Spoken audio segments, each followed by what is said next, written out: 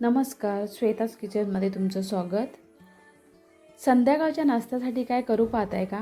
मग ही रेसिपी नक्की ट्राय करा. अशी कुरकुरीत आणि चहासोबत खायला खूप छान. तर आता आपण इथे गव्हाचं पीठ घेतलं आहे 1 वाटी आणि त्याचबरोबर छोटी 1 वाटी तांदळाचं पीठ घेतलेलं आहे. आता आपण इथे ओवा टाकूया. चांगला हातावर फिरून तर इथे मी ओवा टाकून घेत आहे. आणि आता थोडंसं लाल तिखट टाकून घेऊया. त्याआधी चवीनुसार मीठ टाकूया.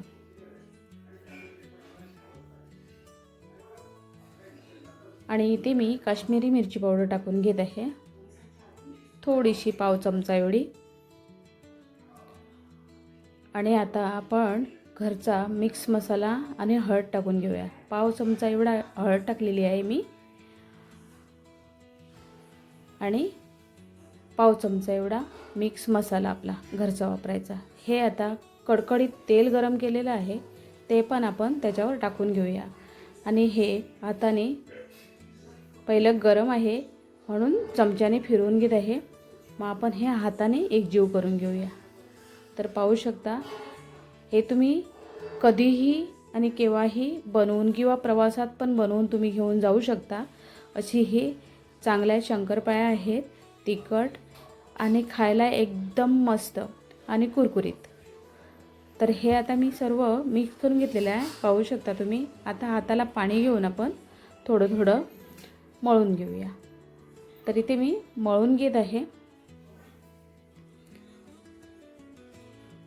तर हे प्रवासात न्यायला पण आपण घरच्या घरची बाहेरचं आपण न खाता हे घरच्या घरी आपण गव्हाच्या पिठापासून बनवलेलं आहे.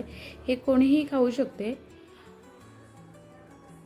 तर इथेही मळून घेतलेलं आहे आणि मी पिठी साखर थोडीशी टाकून घेते, कारण चवीला मीठ, खारटपणा त्याच्यामध्ये आणि थोडंसं गोडवा खूप छान लागतात या, म्हणून मी इथे पिठी साखर टाकायला विसरलेली. तर आपलं पीठ मळून तयार आहे. तर आता हे थोडा वेळ तेल लावून झाकून ठेवूया. तर ते मी आता हे झाकून ठेवत आहे. 5 मिनटासाठी ठेवा, कारण खूप जास्त वेळ आपल्याला ठेवायचं नाही आहे. त्याच्यात तांदळाचं पीठ आहे, लगेच काय कुरकुरीत होतात, ते खूप वेळ ठेवायची गरज नाही. तर इथे मी पाहू शकता तुम्ही, मस्त असं 5 मिनटात पीठ आपलं व्यवस्थित सेट झालेलं आहे. तर आता आपण ह्याचे छोटे छोटे गोळे करून लाटून घेऊया. तर मी हे आता लाटून घेत आहे.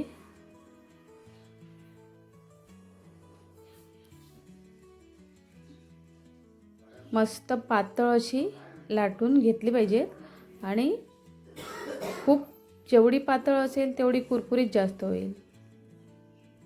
तर आता ही जरा मी फोल्ड करून घेणार आहे, म्हणजे गोल रोल करून घेणार आहे, म्हणजे शंकरपाळ्या आपल्या अजून खुसखुशीत अशा होतील, कारण मध्ये लेयर येतील त्याच्यामुळे.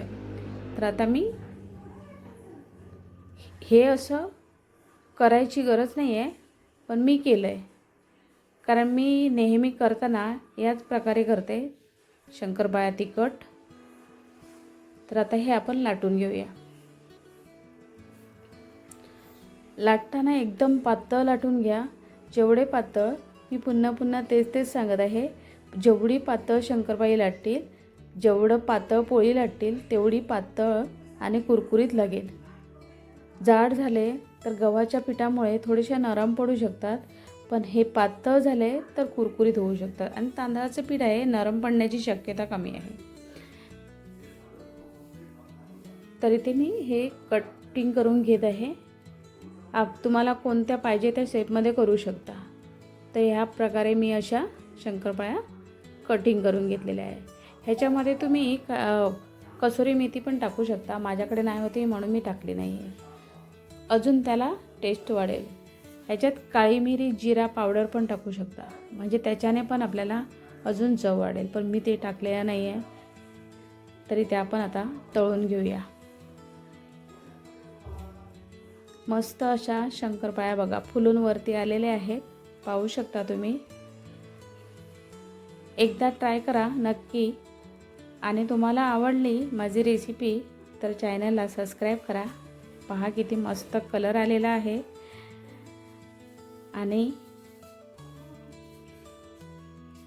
रेसिपी माझी शेअर करा व्हिडिओ, आणि आवडली तर मस्त कमेंट करून मला सांगा. आणि बेल आयकन दाबायला विसरू नका, जेणेकरून तुम्हाला अशा नवीन नवीन माझ्या रेसिपी तुमच्यापर्यंत पोहोचतील. त्यासाठी बेल आयकन दाबा. पाहू शकता मस्त खुसखुशीत अशा शंकरपाळ्या आपल्या तयार आहेत. मस्त फुगलेले आहेत आणि कुरकुरीत पण आहेत.